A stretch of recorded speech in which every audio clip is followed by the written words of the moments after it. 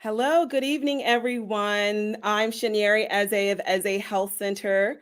Um, this month, we have another health related theme. I'm joined with Mr. Lamar Robinson. We will be talking about community wellness in recognition of this year's theme for Black History Month. Um, thank you very much, Mr. Robinson, for joining us tonight. Thank you for giving me this opportunity. I want to first, before I say anything, thank you, Shanair, for this platform.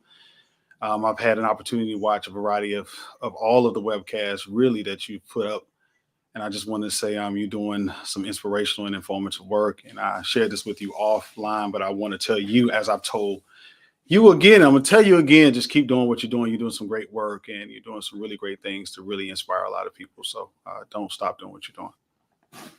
Absolutely. Thanks so much.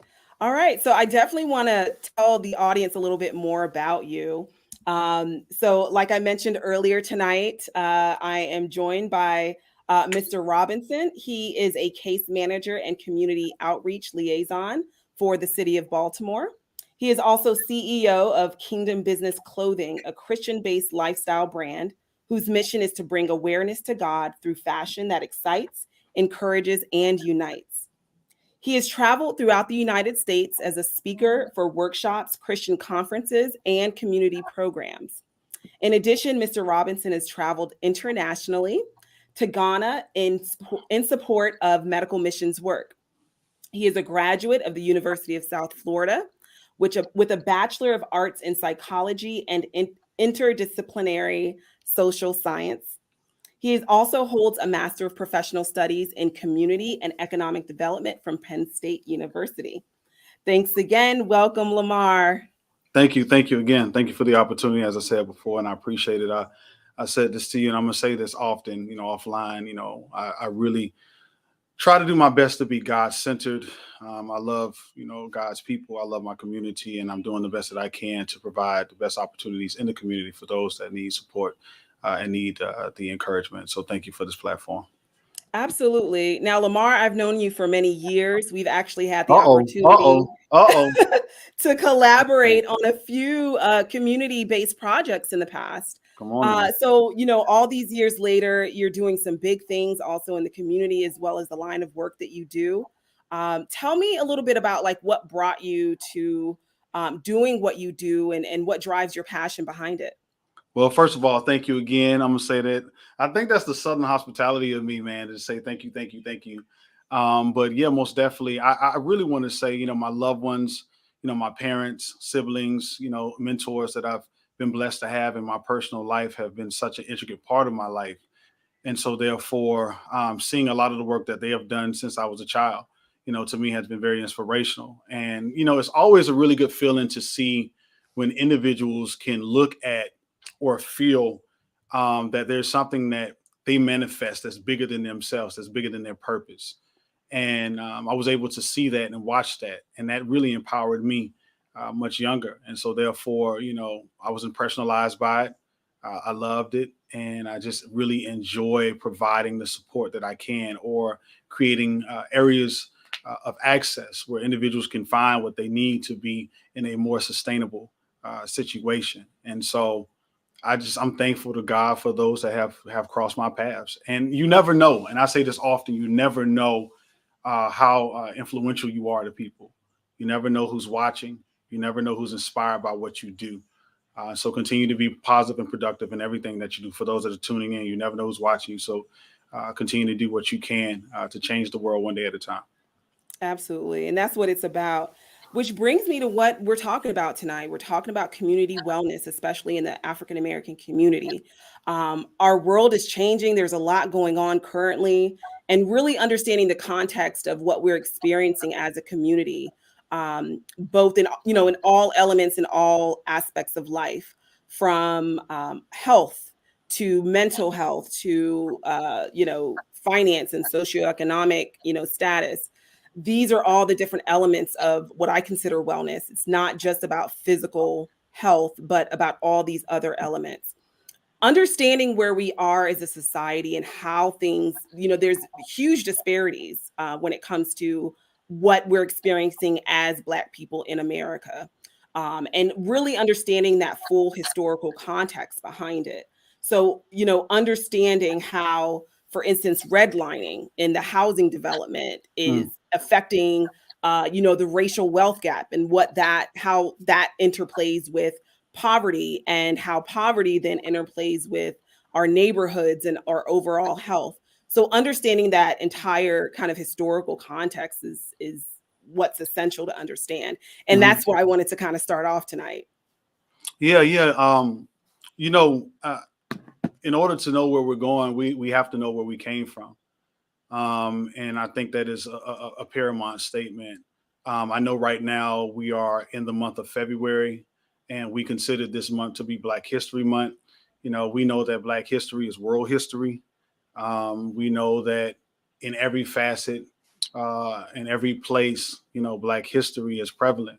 And I'm not saying that I fully support all that this gentleman talks about, but you and I mentioned this offline. Kanye West mentioned about Black Future Month, and I thought that was a remarkable statement. I really did. Black Future Month, being able to highlight a lot of the great things that is transpiring in this current moment, things that will come, but you got to know where you came from to know where you're going. And we having this right now, this whole debate about critical race theory, in various places in different states, deciding if we should even have a conversation in Black History Month about Black history. Right. What a level of hypocrisy, right? And Mm. so we can never negate what the past was. And oftentimes individuals want us to move from the past and really focus into modern times. But it's very important, I think, more importantly, to understand and identify where we are, where we were, and now, and where we're trying to go. And you talked about redlining, most definitely. I reside in the city of Baltimore, and Baltimore has some rich history with redlining. I don't know if anybody really knows what it is, but what a strategic way to map out various populations, and literally, in some sense, and this is what they did, create areas where individuals will not be able to be in the best position economically, be in the best position as far as health and their lifestyle. And we know that where you live in most places are economical indicators of how you can thrive in life, right? Schools you can go to. I guess we're going to talk about a little bit food deserts, getting access to adequate food, getting access to resources that can be able to create the sustainability that we need. Hospitals. Being able to be out of impoverished areas that's not crime infested, so we can be able to compete and have the racial equality that we're looking for. And so when you do a redlining and you draw circles of areas, and you force people into these areas to live and reside that do not have the accessibility to really thrive, what you create is not only necessarily the stigma, but you create the syndrome. And this is something that we're going to talk about a little later that really creates this generational trauma that has happened over the years. We want to talk about generational triumphs. Most definitely, we want Black Future Month to really talk about where we are as a people. But we have some trauma that needs to be unearthed. We have some trauma that needs to be addressed. We have some trauma that has been transpiring in the Black community for decades that we need to talk about. And we need to, in some sense, not only address, but memorialize them. And that's a big term that I want to use. I think you used the term we were sharing with earlier. What's the word that you used, far as how we suppress these emotions? What was the term you used earlier Uh, when we were talking? we become impenetrable. We There you try go. There you to go. Yeah. Yeah. So, impenetrable. Yes. and so when you and I was talking about that offline, we were talking about how we get to a place where we suppress, we take on this trauma, but we never fully address it. We never fully get to a place where we can look at why we feel what we feel, and why we are impacted the way that we are impacted. That has conditioned us to be in the situations that we're in today. And we want to most definitely highlight, which I know we will, systems, systematic oppression, because that's real. Redlining is a part of a system. And so we want to talk about that as well. Right. So it's something that you had mentioned there, taking the trauma to triumph. That is such a powerful statement, because that's what it's about. It's not that we revisit the past to stay there Mhm. or to become re-traumatized and keep talking about these issues, but learning from it so that these mistakes aren't repeated again. Most So definitely. we mentioned how, redlining, for instance, was one element that really caused, significant damage, even in regards to the, racial wealth gap that we currently see within the African American community compared to the white community. We have the impoverished neighborhoods, the food deserts, in education, segregation, how that affected the Black community, because it was never separate but equal, right? It was separate, but the resources were not concentrated in the African American and Black communities like it should have been. And now, generations later, we're seeing the effects of that. And I want to coincide to something that you said earlier. One of the key terms is access. And so for decades, there have been majority of things that have not been accessible for Black people. And so when we're looking at chronological order of history, we're talking about slavery, and then we're transitioning from slavery to Reconstruction or whatever that was. I mean, what was reconstructed that, we were not really, a part of this system. And then you move from Reconstruction to, Jim Crow, and then you move from Jim Crow to civil rights. And so you're looking at a generation of people that have been impacted, but never had an opportunity to fully participate or to experience the changes in systems that benefited our counterparts. And so when you look at redlining, you're looking at, banks who literally just desired not to even loan or give individuals the opportunity to even get housing, and really designated us to areas that they felt was more appropriate for us to live in that didn't have any resources. And we talked about, you mentioned food deserts. Like, we live in a country, the United States of America, where we still have food deserts and have been this way for quite some time. What is that? The opportunity to be able to not have the proper adequate food, not being able to have food that is healthy for our bodies, places where we have to rely on convenience stores to be able to shop and to thrive, putting us in positions where transportation has limited us from getting to places that has what we need to have so we can be in the best position physiologically. And these are happening in predominantly Black communities. And it's been this way for quite some time. And so when you look at the dichotomy of a person, when you break that individual down and you say mind, body, spirit, mind, body, and soul, you're looking at trauma from all facets. You're looking at the physiological aspect of the person not being well enough to compete. You're dealing with the mental health, and we're going to talk about that, of the stigmas that take place, and the self-awareness or the self-actualization of who I am and how much do I matter, and how much do people, language and image of how they see me, and then how I perceive myself, right? And then you're also looking at the resources that we don't receive, we don't have. And we're not able to attain, so we can compete. Education, better schooling, living in better areas so we can go to better schooling, right? And so these are areas that, to me, and I'm speaking for me, that I feel that has been systematically put in place to strategically get us to this area in which we cannot be equal racially. And preventing us from advancement, quite frankly. I know for me as a healthcare provider, and having been in the healthcare industry, I guess, for some years now, understanding the historical context, even in what we're seeing with the, in the course of this pandemic that's been going on for 2 years, that there's disparities. We're seeing that there's disparities even in healthcare, right? So, and we're in a system that, unfortunately, the healthcare industry, the medical industry in the United States, has a system that has historically segregated, historically denied equal access to healthcare services due to segregation. In addition, there's been this distrust because of past things that have happened, like the Tuskegee syphilis, experiments.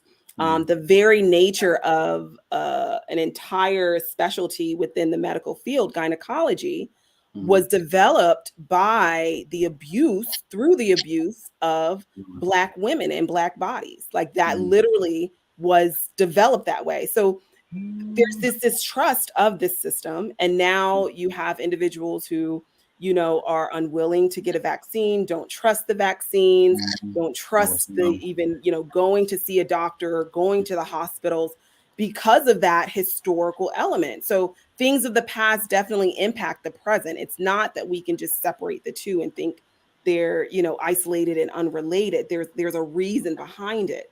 You mentioned a few things in regards to, this element of, taking that historical context, but then bringing that bridge to what we're experiencing currently. And one thing that I wanted to discuss was the practice of environmental racism. Yeah. Now, that's a relatively new term, but there's definitely some realness behind it. Can you give our audience kind of an idea of what environmental racism is all about?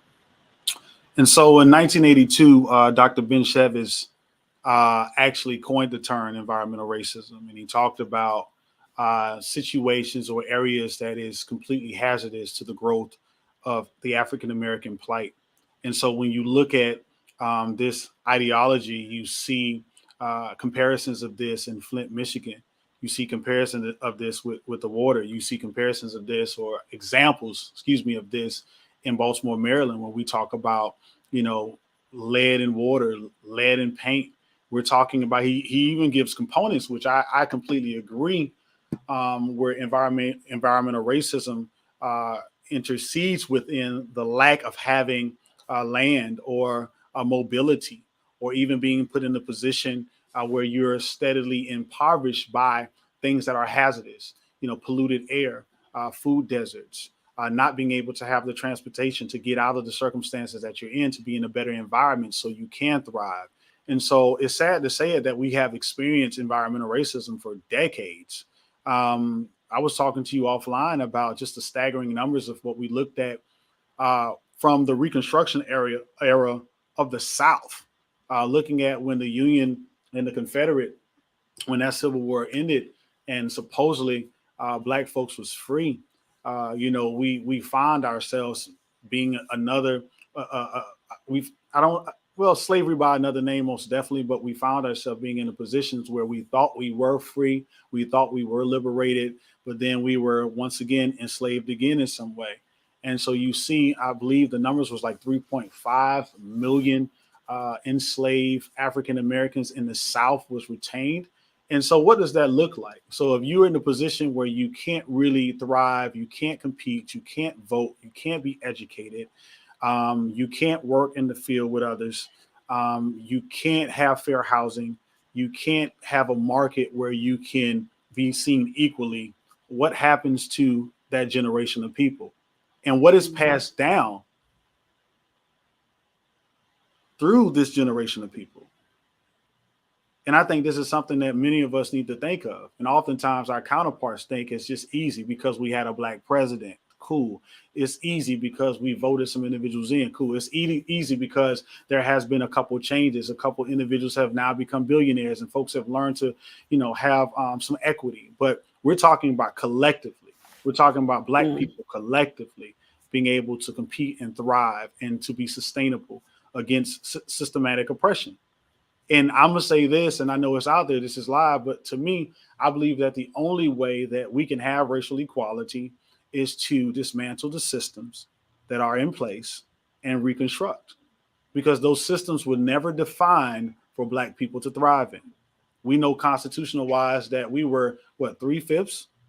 We weren't even considered a full human being at one time. We was product. And being that we were product, we was dehumanized, even in ways of being killed, raped, murdered, beaten in front of our own, distorted, passed on as product. And we were never considered one to define a system around. And so it's something to really think about. And so for me, I really believe that in order for us to thrive in a system, we need to have a system in which we're not trying to integrate in, but we are an asset and not a liability to. And I think that's key. And it'll be interesting to see what that looks like. How do we, when we talk about uh, deconstruct and then reconstruct, right? Where there Mhm, is more equity and understanding that difference between equity versus equality, right? mhm. Yeah, So understanding that because there's such a disparity in prevalence of chronic disease, in the racial wealth gap, in the neighborhoods and communities that we're in education. I mean, all these different elements, there's such a huge valley, a huge difference. How do we close these gaps? And it has to be something systemic. And again, understanding, the importance of this idea of critical race theory, because it's really examining how systemically these racial inequalities are almost baked into the system, right? So most we definitely. have to try to transform this system so it better serves everyone on a more equitable plane. And this is a point that I want to make, and I talked to you about this offline too. I kind of did more research in it and looked into it. The difference between being transactional and being transformational, and I think I touched base with you on that. Is that it's really good to give someone something to help them in the current situation, but in a transformational perspective, it's even better to put people in better situations so they can be able to be more self-sufficient and self-sustainable. So it's like the old saying, if you teach a person how to fish, he'll be okay to take care of himself or herself for a lifetime, opposed to just giving someone something in the current moment to help them in the current situation. That doesn't help them. That doesn't help them at all sustain or to be more self-sufficient. And I think our government does a great job at doing that. Our government does a really great job of taking care of individuals in a sporadic, spontaneous, or maybe in a current situation. But what is the longevity of this plan? What is the longevity to be able to help people of color be able to be in the best position to have the equality across the board? And I think that is something that we as a people have been trying to fight, stand for, request, and ask for quite some time. And then what happens is when we get to a place where we're tired of doing those things, you see those things act out. And so when we don't have the political influence or power, when we're put in a position where we feel like financially we're not being supported, socially we're not being supported, spiritually we feel drained and in a drought, and we're not being heard, those actions and tactics comes out in a different way. They come out in a very different way. Mhm. And so not to justify, I'm not justifying at all to do anything that is in harm or to do anything in a heinous way. But what I am saying is that Black people for a very long time have been expressing and sharing their feelings, their emotions, and they have been for a very long time trying to the best of their abilities to say that they're drowning and they need to be rescued. Absolutely. And you hit something there in which it's about systemic and transformational change, not just transactional. So when we have these disparities, when we have these issues that plague the African American community, throwing money at it and expanding budgets isn't necessarily the No, answer, right? no. We have to actually make some real genuine systemic changes. Mhm. And not only that, but we have to oftentimes we think we know what individuals want rather than building relationships with them and actually asking them what they need. And that goes back to what you were saying earlier about being transactional. Some folks may actually need water.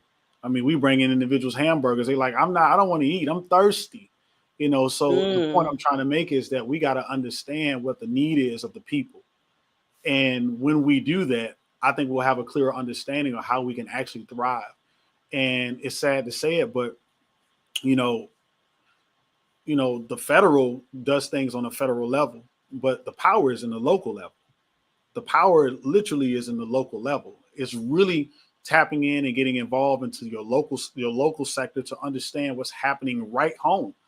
Talking to your city councilmen, having a conversations with your Mhm. delegates, having conversations with your mayor to really see what is really transpiring in this community. And if you look at history, you can see for a very long time.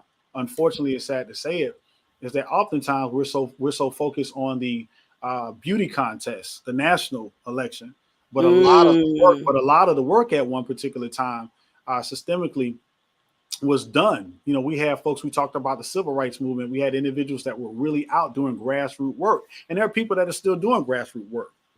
but we have to, in a sense, get back to the basics. We have to get back to the basics. And I'm a strong believer, if we're not getting the support from the top, we need to take care of each other. Absolutely. We need to take care of each other. And that is valuable. It's very valuable. Absolutely. Very valuable. Absolutely. Yeah. And we have a listener in tonight, Toya Johnson. She's saying we need more representation. And that's exactly it. We need to be in these positions of power. We need to be in these positions of influence from all different industries, from the healthcare industries to politics to, um, government and infrastructure. I mean, every single element, we need to be in these key positions to be able to make a meaningful impact. So, the state of our communities there's definitely these disparities. There's definitely the element of high levels of poverty and how that is affecting us as a people, even our psyche, right? Functioning from day to day, how racism impacts us, even in the most even in very subtle ways, the microaggressions, indirect, direct, in your face. They'll call you whatever word, but other microaggressions that may take place, whether it's biases, whether it's certain prejudices and things that are occurring that impact us that we may not even be aware of. For instance, there was a study that recently came out stating that when you're doing an appraisal for your house, say if you're trying to sell your house, if the appraisers are aware that you are an African American, your appraisal price may not be as much as the white neighbor who maybe has the exact same house, exact same construction, everything, but even something like that, appraising your house, which again, real estate is where wealth is transferred, where wealth exists. And if like you can't even get a decent appraisal on your house just because you're Black, like what is going on? And so right? And what can we do? And so that is we talked about this earlier, that's systemic. And so I said this earlier, and I think you actually talked about this a little bit. We didn't really fully address it, but these systems were never designed for us to thrive in them. They were never designed for us in the first place. Once again, we came over and we've done an amazing job at what we've done. And I want to talk about Black resiliency. Talking about how, Black folks have survived and in some sense thrived in these systems that were never defined for them. And they still, because we're so beautiful and so amazing and so intellectual and we're so, gifted, we're able to still sustain ourselves. I don't like the term magical and mythical. There's nothing magical and mythical about me. I am who I am. I'm from the presence of God. I have purpose. Amen. I have purpose. I am called for something greater. And this is something that we as a people have identified with for decades. And so once again, these systems, though, the systems that are put in place, we're talking about redlining, we're talking about malnutrition, we're talking about the lack of education, we're talking about policing, criminal infested areas, and they're not there what they are because of how they're made up. And then we're talking about how individuals are able to capitalize off and create the brutality against people for begging and asking, requesting of more. And so we're talking about systems that are put in place to reap the benefits and to think about the Black bodies that are going into these places that are having these chronic illnesses, that's having hypertension, cardiovascular disease, right? Cancer, having difficulties with pregnancy. Unfortunately, it's sad to say it, but we're not running any hospital chains. We're not at the top medically handling. I mean, you work in this arena. And so think about the Black bodies that are coming in, creating the capital by those which are white that are benefiting off of the illnesses, the disparities off of people of color. When folks are arrested and they're incarcerated and they're put into these privatized prisons, who's benefiting from that? When they're in there doing slave wagers in prison, and these Fortune 500 companies are benefiting from these Black bodies doing the work, we're not benefiting from that. They are. Yeah. And And so it's we know that in this one, I'm sorry for interrupting you, Chanel. And we know that a pipeline, and we know we don't have the education in our country, the pipeline is to prison. And so we know that if we put people in situations where they are not educated, then what are they going to do? What are they going to do? What type of job are they going to hold on to? You know, who is going to put them in a position to professionally work and develop themselves? And so it's like, in some sense, it's a chain reaction. It's like, in some sense, that the systems are strategically designed to help those which have the wealth continue to be well off.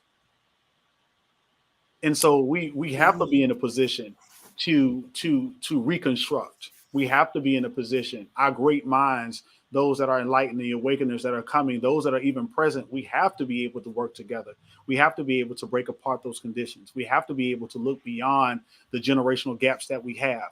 Our young at heart and our young folks, we have to come together and use that energy and that wisdom and that excitement and that knowledge. And we have to be able to do great wonders together so we can be, so our generation can be better off than where we are today. And I like how earlier you were saying about taking this trauma to triumph.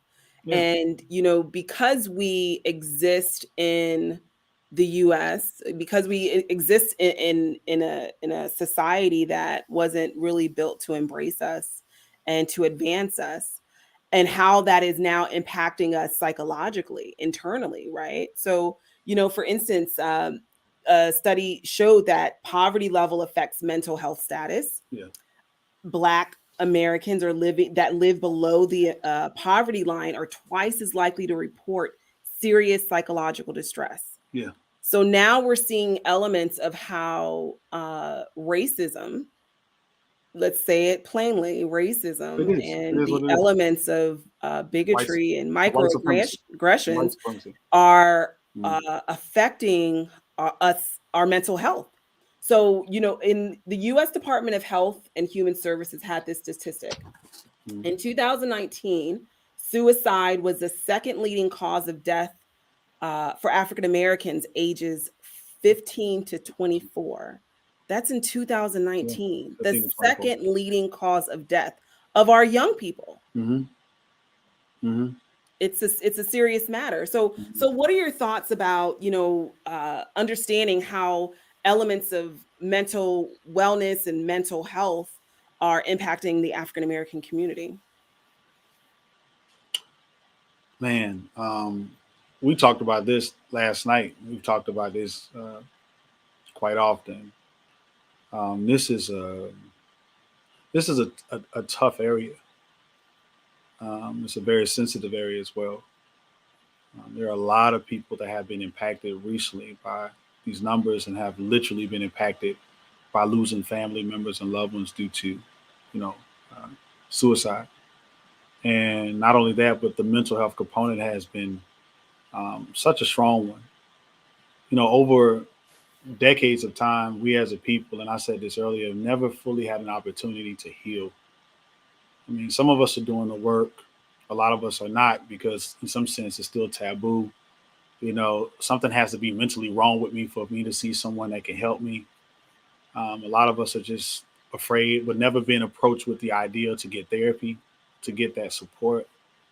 But to really have this conversation on healing, and I think I talked to you about this, and I want to use this as a concept because I know we're going to connect something. I know we're going to go spiritually and talk about, you know, the spirituality of Black men and women, boy and girl. But you know, when Moses passed, and I'm not trying to minister, but I'm using an example. You know, when Moses passed, you know, God required the children of Israel to memorialize him.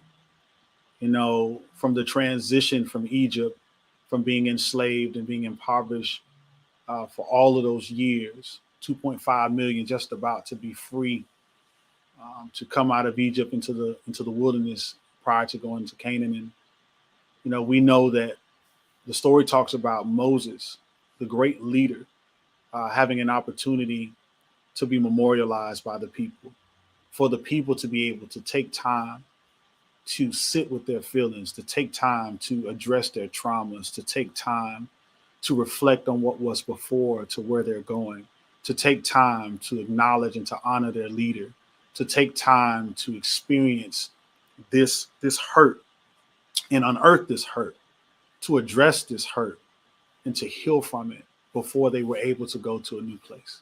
And I said this earlier, we as a people have never, ever had that opportunity.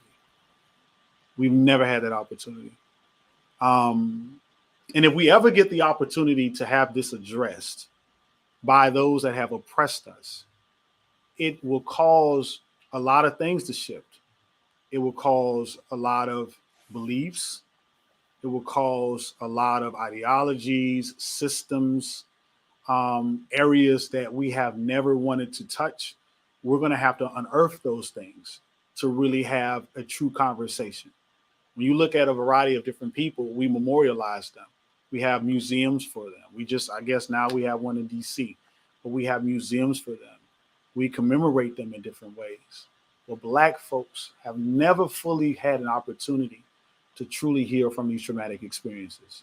The moment we get some time to finally be free, then we're transitioned as renter slaves. So we come out of that and we move into a new reconstruction where now we're Jim Crow and segregated. And then now we move from segregation. And the moment we think we're up, we move into civil rights. And now we have to do a bus boycott, and we got to sit at the tables, and we have to have sit-ins. We have to be jailed. Then on top of that, we lose great leaders. And then we move from that, and then we move into the areas of police brutality and injustices amongst folks. It seems like every opportunity we get to finally have a place to heal, we don't have that time. And so think about this, as we said earlier, generational trauma. This luggage is passed on. This is luggage that is passed on from grandma to mama to daughter and to her daughter. This is generational trauma that is passed on, that has never been unearthed, have never been addressed, has never been tackled, has never been healed from. And so these numbers that you're giving us is not a current situation. It's not a moment that it's not a happenstance feeling. It's not an osmosis that just happens. This is something that has been transpiring over decades. Over decades, we've been reaping this feeling over decades. And now folks are getting to a place where they just can't take it anymore. They just can't take it anymore. Yeah. And so I'm a spiritual minded person. I believe, to me, that God is the answer. I believe the church has to be more involved. I know we're going to touch base on that, but I think this is the time more than ever for God's people to step up, to do work, to be transformational. I think it's more time than ever for us to be in a better position as people to love on each other and to love each other and to work through these indifferences that we have, because sometimes we're all we have. We're all we have. Absolutely. We have to do a better job at that. Certainly. And even, with understanding how what our parents and grandparents have experienced impact our own lives in certain ways.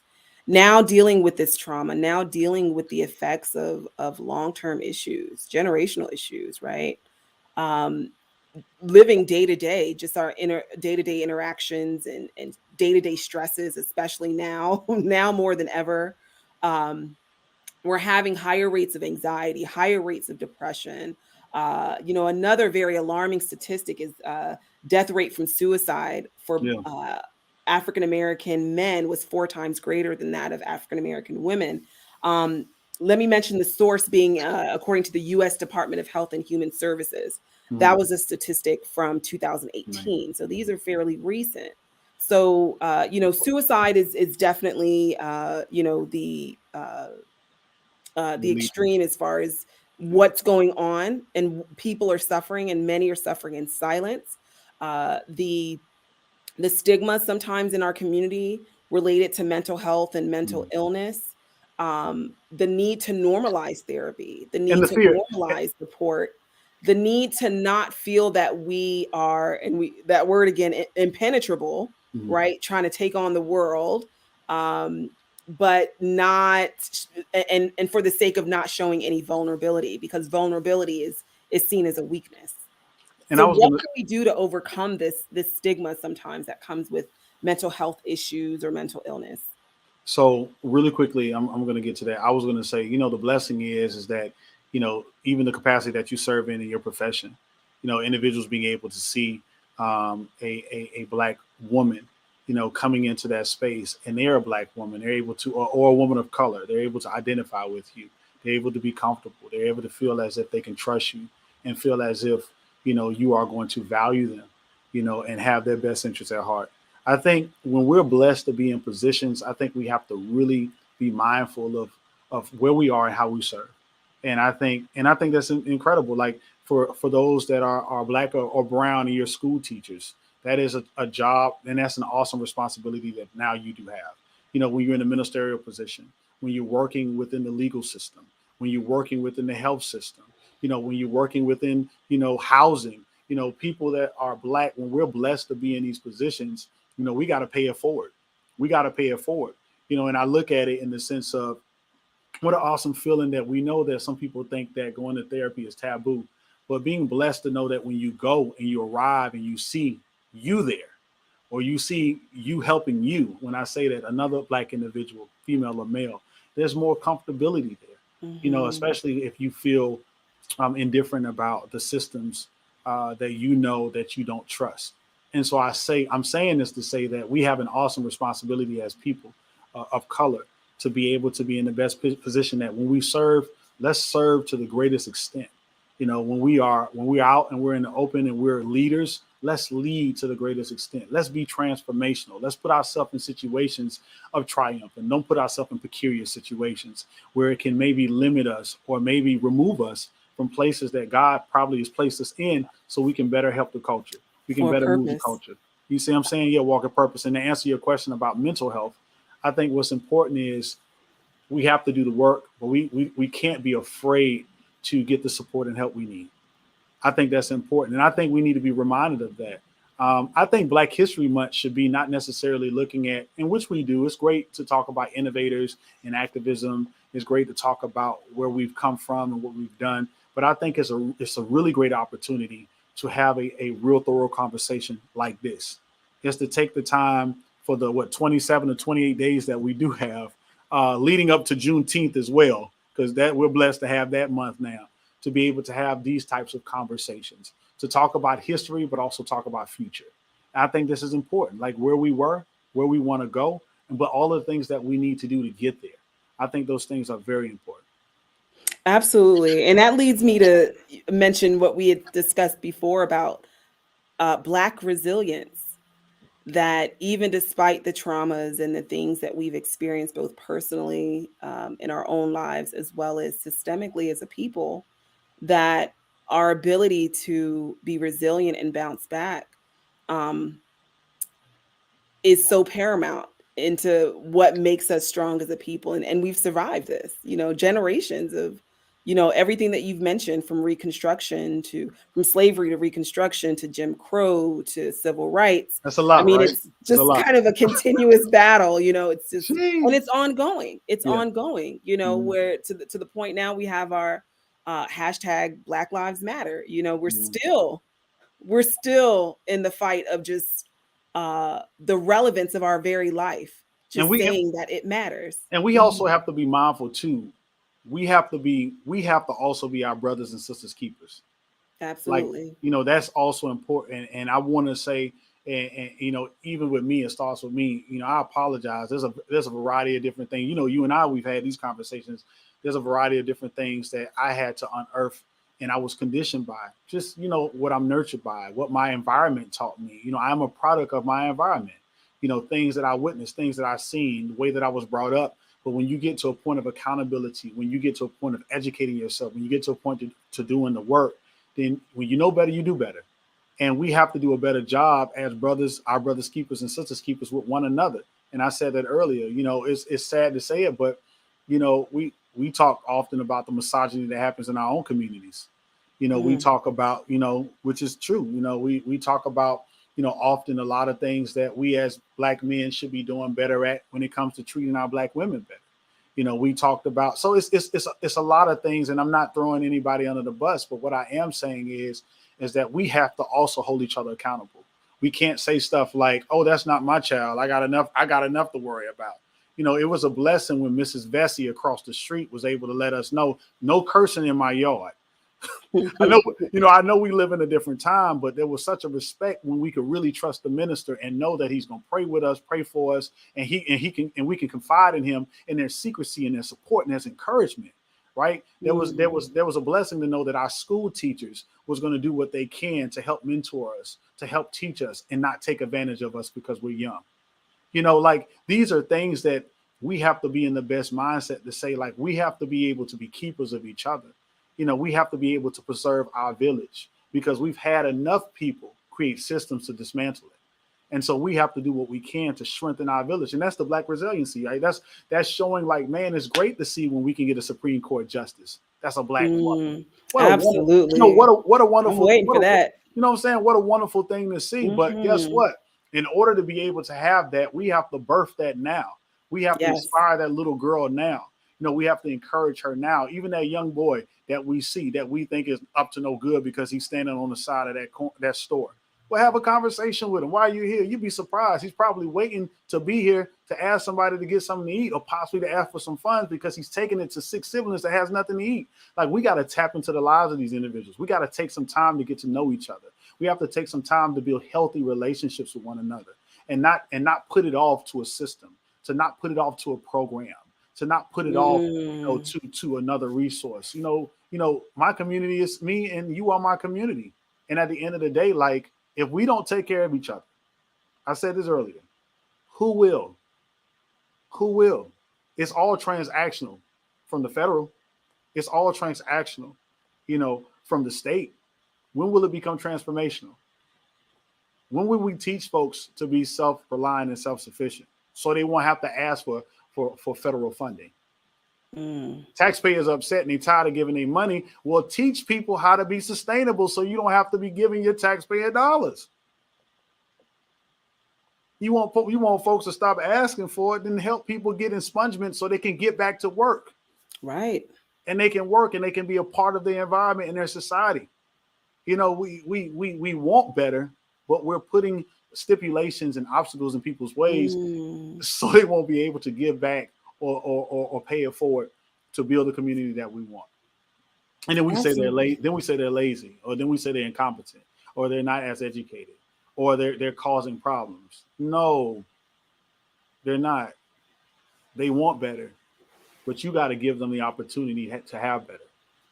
And this is important. It's very important. And it's unfortunate that there's this one-dimensional view of what's going on in the Black community. But it's always and not understanding what the intricacies are. I mean, we mentioned earlier about the historical context of why things are the way they are, and how generationally that's passed down. And now moving on to where we do want to overcome these things, to have a sense of resilience, to have a sense of community. You're mentioning very elaborately about the idea of it takes a village, that we are each other's keeper. Like, we have to care about how, even though they're not a part of our family, there's still this element of unity and understanding and recognition of each other as a people. So really understanding that dynamic of Black resilience and how that even interplays into the element of spirituality within the African American community, and how the church has been so pivotal and so foundational to even, like, this, we talked earlier about the civil rights movement and how certain elements of that was founded in the church. So what are your views on how spirituality and faith has been an integral part of our community? Man, I'm a Christian. I love the Lord. Anyone that knows me know that. That is a huge part of my life. It's an intricate part of my life. I think spirituality or being a child of God is transformational, because what takes place is you no longer look at the exterior, you look at the interior of an individual. They're no longer dehumanized. They are human. They are equal to you, and you want the best for your brother and sister because God bless you to bless others. And we know that reciprocity is key, right? We know that when we do right by others, we are blessed and provided. And so I think for me, the church And I'm not going to speak. I'm not, we want to collect the front with the church. I'm not going to say that the churches haven't been doing things that have been transformational. There are churches that are doing great work. There are churches that are doing great work. There are community leaders that are doing great work. But as a whole, we have to do a better job. As a whole, we have to do a better job. You said that back in the Civil Rights Day, the churches was the light. They were the meeting posts. They were the areas where folks could come together and unite and have conversation and talk and not be really looked upon, frowned upon, or judged. There were some moments and some indifferences. But what I can say is that we got to get back to the basics. We got to get back to the love of God and the love for God's people. But it is really sad to say, and I said this to you offline, that when churches start to be a part of a system and they now get maybe some of the funding, or maybe they're part of the federal system, most congregations are 501Cs, they're nonprofit, right? And so it's hard when they become systemized. Sometimes that suppresses a lot of the stuff that they want to do. And so it's very difficult to say. And so, unfortunately, spirituality to me is one that liberates you. We learned in the pandemic that the church left the building. We learned in the pandemic that you couldn't go to church, that the church had to do work. We couldn't be sanctified in a corridor. Like, we needed to still do the mission of God outside of the building. And I think a lot of folks, got it twisted. They were more connected to going to a physical location than realizing that the church is the ecclesia. It's the called out. It's who you are. It's the sheep of God. And so I believe that when we start to have this ideal and know that we are all God's people, and we invest in God's people, and we encourage God's people, and we make sure that we all are equal because we are equal in the sight of God, we'll have a different understanding of one another. But you have to unearth that. You have to shed those biases. You have to be taught that, and those have to be things you have to be unconditioned from these ideologies. And it takes time, but it also takes one that has humility to say, I want to learn. I want to learn. And I want to grow, and I want to understand. And so I'm not going to say churches are not doing the work. There's a lot of great churches that are doing the work, but we need to do more collectively. We need to do more collectively. We need to. And another thing too, spirituality is not really confined. I want to say this too, because I know we talked about offline, young people, young folks, the next generation. Some folks are being discouraged about the church and not really seeing how the church is not really being impactful, right? And they're not really doing a lot, And I think the generational gap, we got to come together. We have to bridge this gap where our elders, our young folks, they have something to say. They have things they want to share. They have feelings that they would like to express.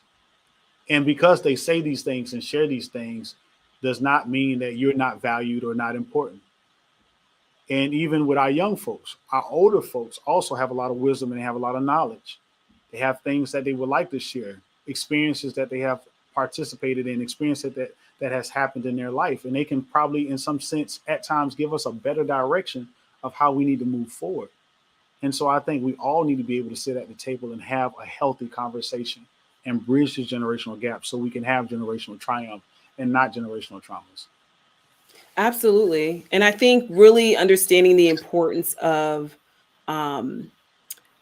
creating a sense of relevance, even within the church, in regards to the church being able to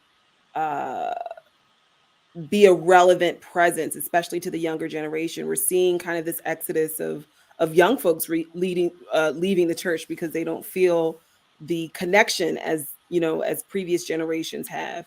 So the importance of, like you said, kind of bridging that gap, that generational gap that does exist. And you're also seeing a lot of young folks leaving traditional places and creating more of a contemporary space. Yeah, they're creating more of a contemporary space. So you're seeing a lot of folks saying, like, listen, that's what mom and daddy do, but this is what I'm going to do.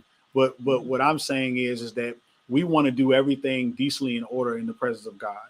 One. And number two, we're stronger when we're more unified.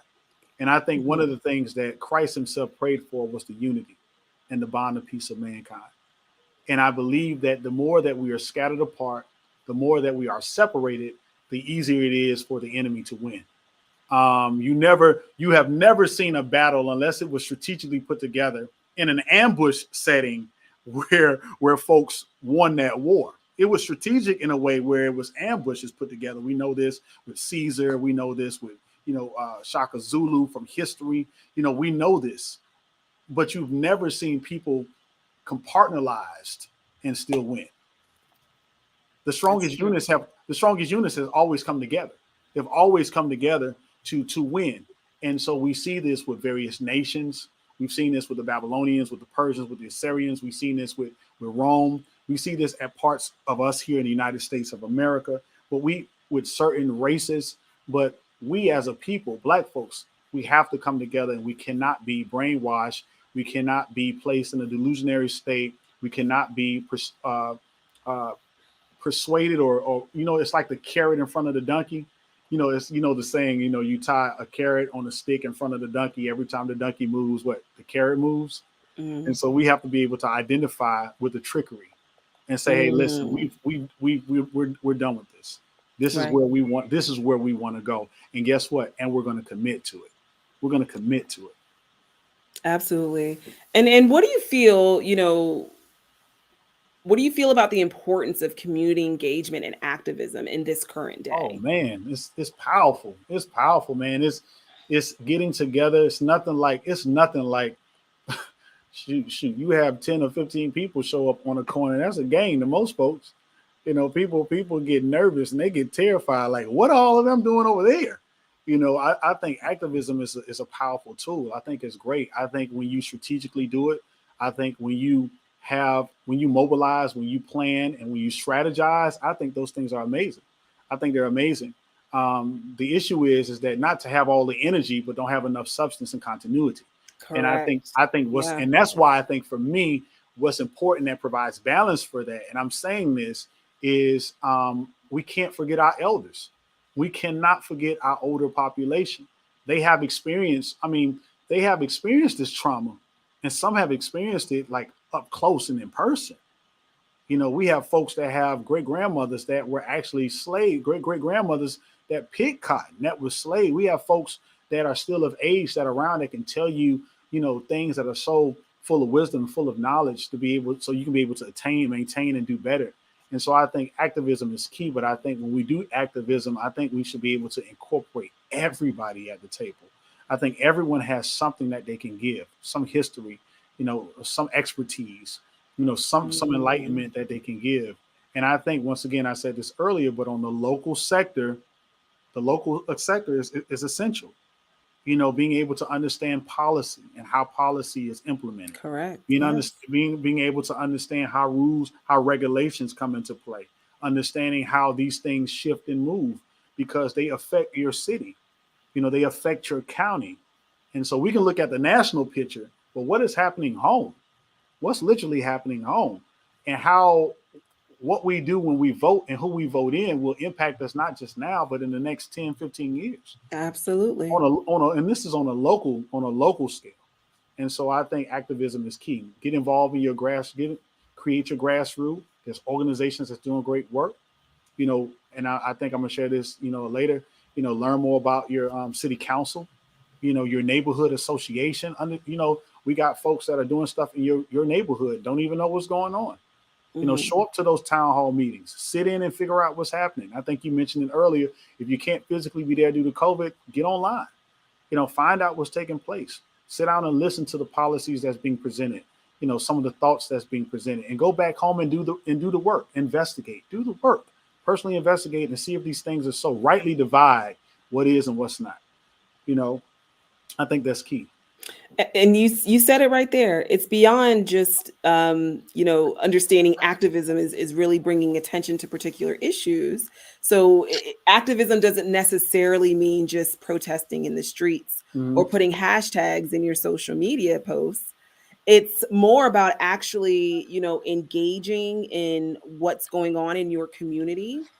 It's about being a leader and being in the positions that will influence and impact.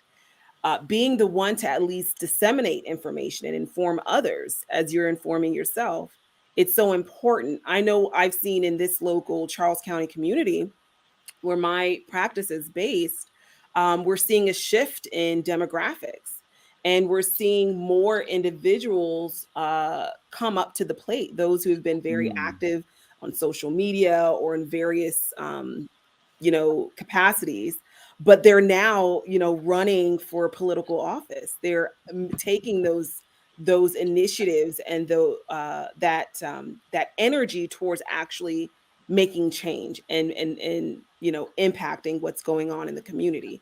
And that's what's key. So, moving on to the understanding, we've talked about quite a few things tonight, for about an hour now, and taking that triumph, that trauma to triumph, transitioning to really, that sounds like a T-shirt. Understand it. Hey, hey, I know you have do not steal my ideas out there. No, I'm playing. I'm just playing. Absolutely. So trauma to triumph. That's what we're about. And it's not enough to just talk about the problems. It's not enough to just say this and this and this are the issue, but really looking at viable solutions. So we talked about a few different things about the elements of health and wellness, from the social, the physical, the mental and emotional, the environment, the from the socioeconomic standpoint, from the economic standpoint as well.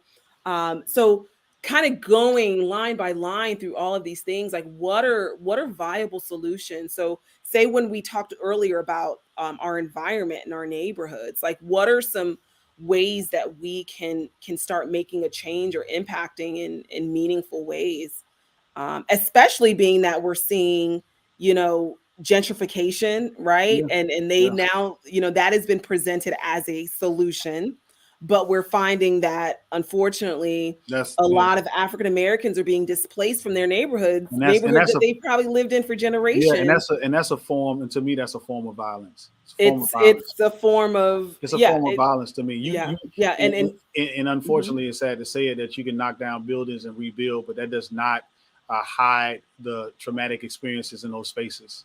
It does not shift, all of the systemic issues that has happened in those areas just because you build a Whole Foods or a Starbucks and you have a different class of people that come in. It doesn't change that environmental setting of addressing, as we talked about already, the systemic concerns that those people have faced in that place. And so gentrification, of course, is a form of violence. Going in, wiping out, and displacing people, it's a form of violence. And so, what can we do? I think for us, what's important is, like I said before, in order to understand how to move forward, you got to know where you come from. You got to know what history looks like. And so it is understanding, what is a food desert? What is redlining? How does mental health impact us as a people? It's really going back and doing the work. It's really going back and learning. And like I said before, having an opportunity to really dive in to understand what can I do in my current situation in this moment of time to better myself as a Black man, a Black woman, to help those that are Black as well. And also to not only educate those that are Black, but also my peers. You have folks, we've all been in positions in places where, and it's sad to say it, but when I was going to school in West Virginia, I was like the token Blackie. You said, Kanye said this, it's sad to say it, but I represented all Black folks. Do Black people like sweet potato pie? Like I like other stuff besides that. It was always this ideology that I represented, the Black culture in these spaces, but it's always good to be in a position to educate your peers. Educate your peers, individuals that have preconceived thoughts or preconceived notions, or they have these stereotypes. No, it's to really, in those spaces, allow people to identify with what is truth and what is not. And I think that's another thing too. For so long, we have allowed these stigmas to continue. Is to say no, like no, you can't touch my hair. like no, you can't make these comments. No, you can't say these things about these individuals or this particular culture. It's not appropriate. We have to be in the best position to do that. Don't wait for HR to give you a call and bring you into the office to have a conversation about what diversity and inclusion looks like. No. When it comes to people that are of color, Black in this country, we need to be very open and mindful of what people need to start understanding about who we are as a people. And that's important. That's important. You check your best friend. You need to check your counterparts and do it out of love. I just said it. Do it out of love and do it out of decency. But people need to be educated. People really need to be educated. People need to be educated. We need to be in positions of power and of influence. Mm-hmm. No matter what our industry is, no matter what our profession is, there's certain ways, especially those who are in it positions of power and influence, to utilize that to some degree to change and create transformation in a system that, again, wasn't designed to have us thrive. Mm-hmm. Normalizing the importance of mental health and wellness, making sure that we are encouraging and supporting high quality education Mm-hmm. in our schools. Mm-hmm. Healthcare. I'm a big proponent of Yeah. representation. Mm-hmm. There's only, I think, out of all doctors in the US, 3%, we make up 3% of all physicians. Yet we're 15% Wow. of the population. Wow. They're being So treated. Wow. we need more representation for sure. Mm-hmm.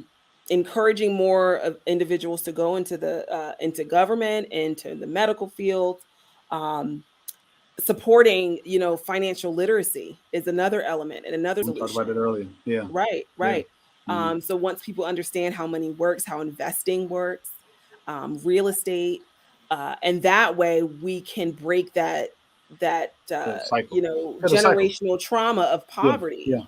Yeah. But you know what, Shanaria, as well too. We also have to be mindful that we have individuals that's already doing the work that are Black, and it's Yes. being in positions to also support them. Oftentimes you heard about Black businesses.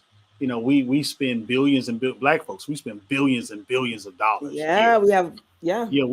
Yearly, right? But then you have to also look at the numbers of how much do we invest in Black businesses, Black people. Yeah. And so it's also the mindset, and I'm not negating that folks don't do it. I do it, you do it. I know people that do invest in Black businesses that are Black, but saying, listen, this is a Black bank. I want to invest in this Black bank. This is a place. This is a Black wellness center. I want to go here. Hey, these are Black teachers, or these are Black authors, or these are individuals are teaching us how to have a better living or a better way of eating. I want to learn from them. So it's like we're blessed to be in these positions, but we have to also be mindful to utilize our own. We have to utilize our own. We have to support our own. We have to I'm a business owner. I have a clothing line. It is Christian based, but I'm a Black entrepreneur, right? It's a blessing to see people that look like me, male and female, that pours into my brand. Oh, what a blessing is it to see my folks. I mean, everyone in general, but what is a blessing to see people that are Black support me, to say, hey, listen, I believe in your mission. I see your vision. I see what you're doing, and you're trying to do something in this life. You're trying to walk in purpose. We're quick. And I'm not saying us as a people, but when people do something that is not appropriate, when people do stuff that is not pleasing, we're quick to hashtag, put them on social media, expose them, put them out there. Well, how often do we hashtag, put on social media, or support those that are doing great work? How often do we put them in our stories? That needs to go viral. The Yeah, good. yeah. The You know what I'm good. saying? How often do we repost them or retweet them? How often do we screenshot a JPEG image and reload them and say, hey, listen, this person in this city is doing this great work. This person in this state is doing this great work.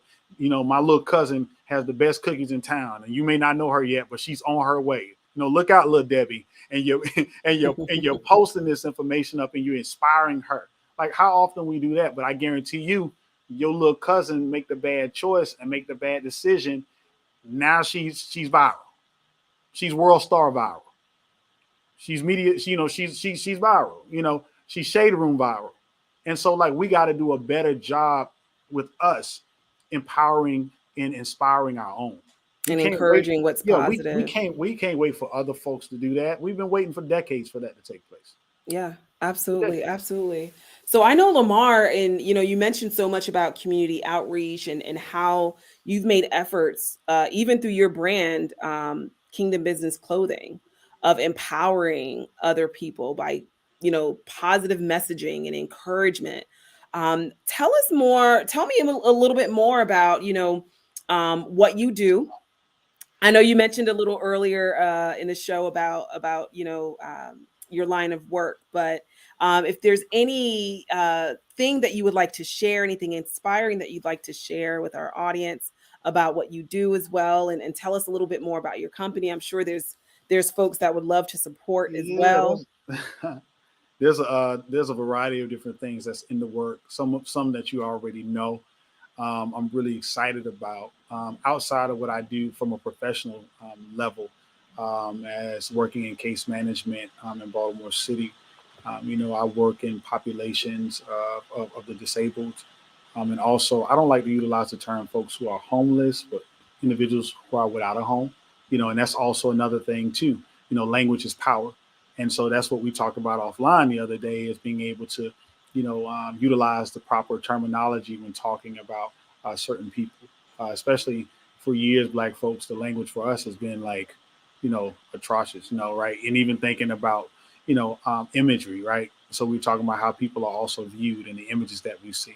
And so thinking about the image, thinking about the language, thinking about my community, I've been very prayerful over the last several years, and I've been working towards a program. I don't want to get too much into this program. Shaneri knows about it, but I'm really excited about this program that will really look into more of a therapeutic, mentoring, counseling based program.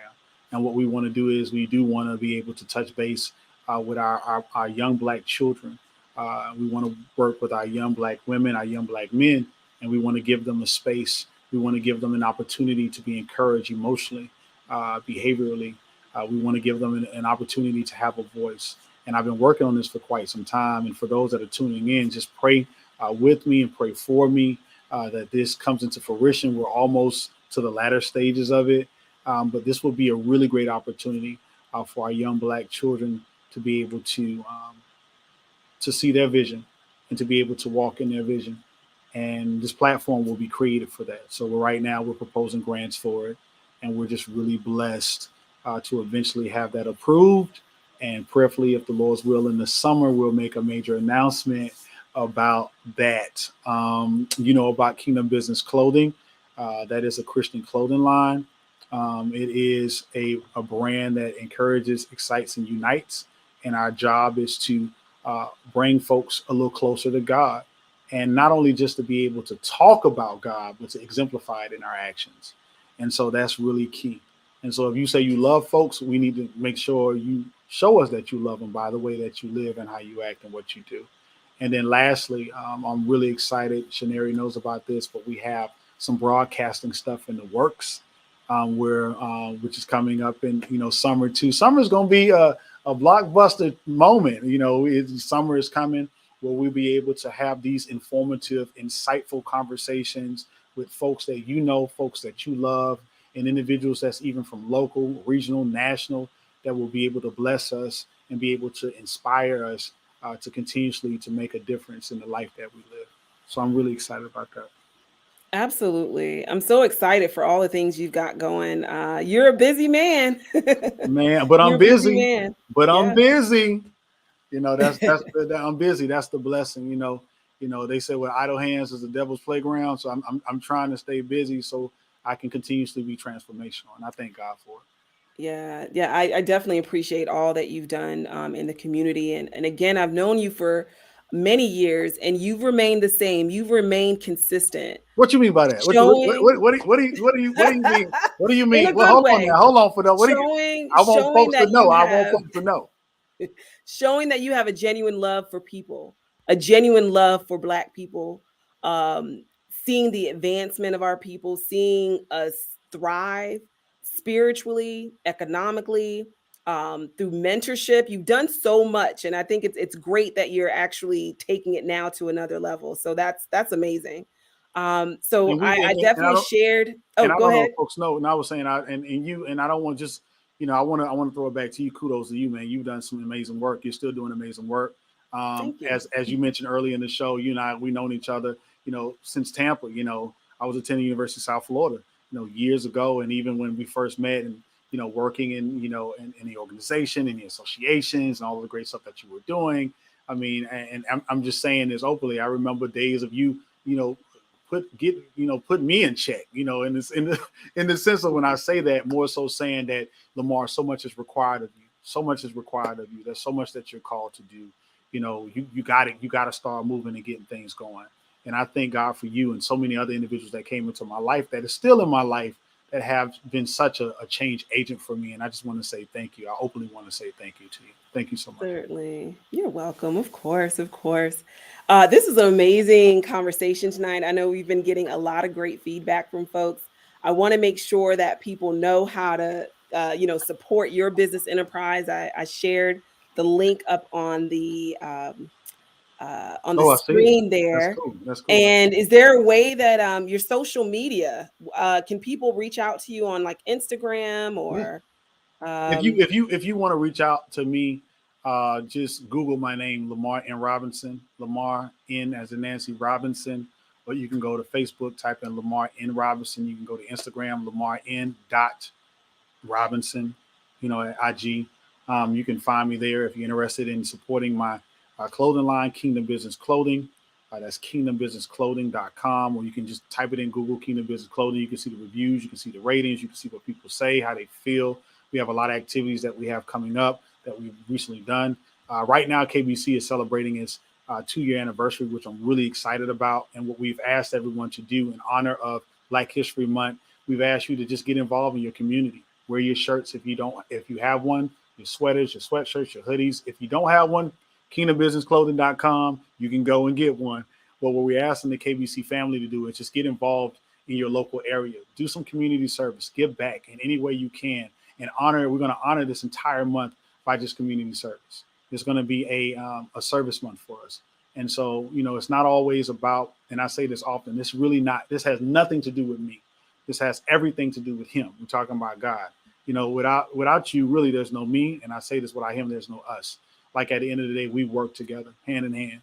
And this platform, as you're doing, is an amazing opportunity for folks to see what others are doing, but to really engage in conversations that some individuals are choosing not to have, but are bold enough to have. And I really appreciate that.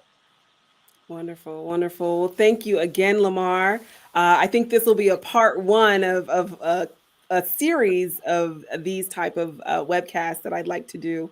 So I'm looking forward to having you back on the show. Thank you so much for joining us tonight. Awesome. And I wanted to say, there's a book. I know we talked about some tools that some folks can have, possibly, Hmm. that they can look into for themselves.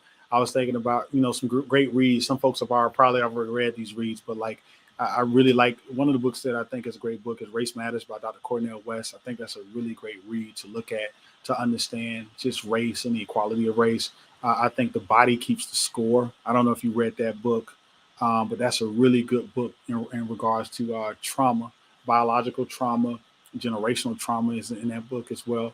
And I think also, not only that, but tapping into your local entities, your local areas in your cities, grassroots wise, being able to touch base, as I said earlier, with your local city council, being able to touch base with your local neighborhood association, being able to just look at your local chapter, NAACP, Black Caucus. You have a lot of small entities that's there, the Black Chamber of Commerce, right? You have places where people can really reach out, find out how to be involved, find out how to be able to be a change agent in your community. And so don't Absolutely. hesitate. Do it, do it, do it. Get involved. You need it. You need it. That's what it takes. That's what it takes. Thank you so much. I appreciate it. And thank you all for joining us tonight. Hopefully, if you've watched and you enjoyed what we talked about, definitely like and share. The video will be available on YouTube under Eze Family Health Center page. You can come on as a subscriber, and that way you can get notifications of shows that are coming up in the future. I do shows about health related and wellness related topics from a number of different facets. So definitely check out some of our other videos. Again, thank you, Lamar, for joining us tonight, and we will see you all next time. Take care. Have a good night.